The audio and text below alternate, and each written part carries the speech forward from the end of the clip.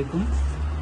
আমরা আজকে অত্যন্ত বেদনার সহিত আনন্দের সহিত বলতে পারি যে আমাদের মুক্ত স্কাউট লিডার শাওন প্রবাসে যাচ্ছে। আমরা তাকে সন্তুষ্ট করার মতো আমাদের মধ্যে কিছু নেই, সিক্ত আমরা দেবার কিছু নেই, আছে শুধু ভালোবাসা দিয়ে গেলাম। তাই আজকে ভালোবাসা স্বরূপ একটি সম্মাননা স্মারক আমরা দিচ্ছি।